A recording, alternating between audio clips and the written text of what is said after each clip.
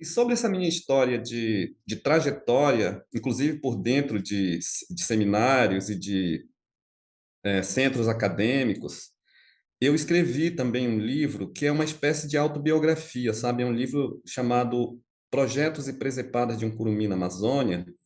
E esse livro ele recebeu um prêmio da Cátedra de Leitura da Unesco.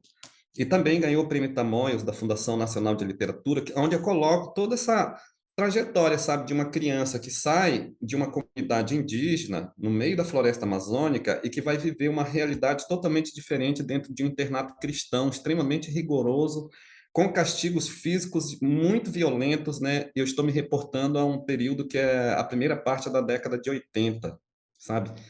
Início dos anos 80, eu diria assim. E aí eu faço uma descrição é um relato, né, de memórias sobre a vida ali dentro do internato, o cotidiano do internato e todas as violências, né, que nós passávamos ali dentro, né, com o nosso pertencimento indígena. No final das contas, sabe, para eu repensar hoje toda a minha trajetória, é fundamental pensar nisso tudo, assim, nessa trajetória de internato, nessa trajetória de anarquista, de liderança de movimento estudantil, sabe? E depois uma reviravolta muito grande novamente quando eu retorno para a tradição indígena, né? E vejo assim que muita coisa tem que ser repensada.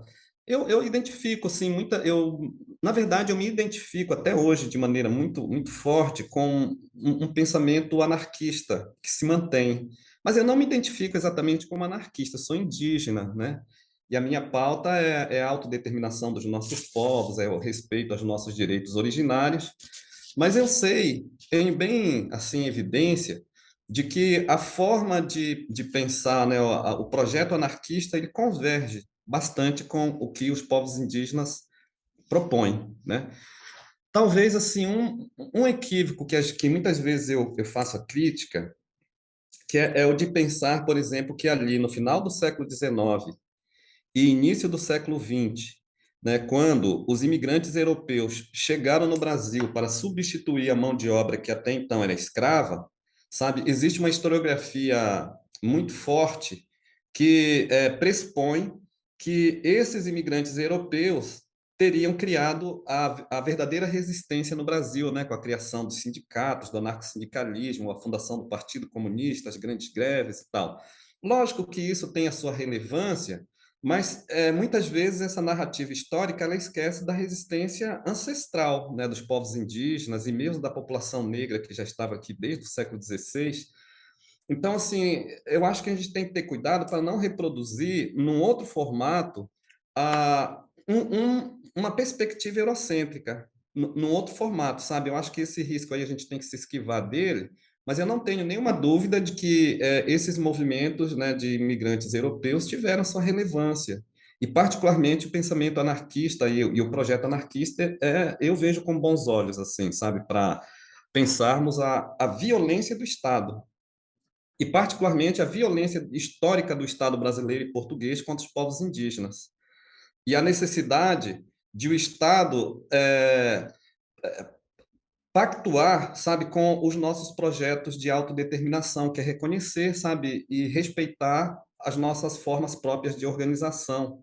E as formas próprias de organização indígena, elas são, nesse sentido mesmo, de uma autonomia, de nós decidirmos em assembleia, né?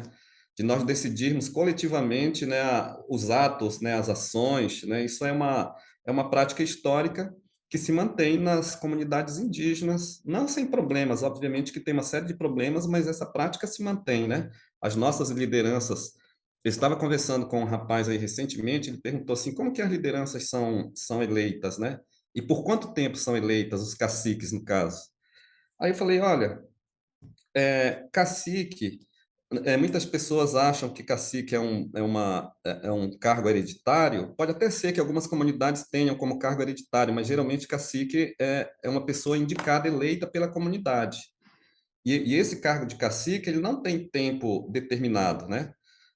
É a comunidade que vai decidir, e o tempo todo as ações estão sendo avaliadas, né? Analisadas, e a pessoa vai ser cacique até quando a comunidade achar que deve ser mudado, né? Então, o cacique e as lideranças têm que agir de acordo com as demandas e vontades da comunidade, sabe? Então, eu penso assim que essa forma de organização, né, ela converge muito, sim, com o pensamento anarquista. Mas eu fico achando, sabe, Alexandre, que os anarquistas, pessoas que eu tenho muito respeito, devem conhecer mais de perto a tradição indígena para, quem sabe, assim, conseguir fazer alguns ajustes no projeto anarquista, porque os povos indígenas são anarquistas por excelência.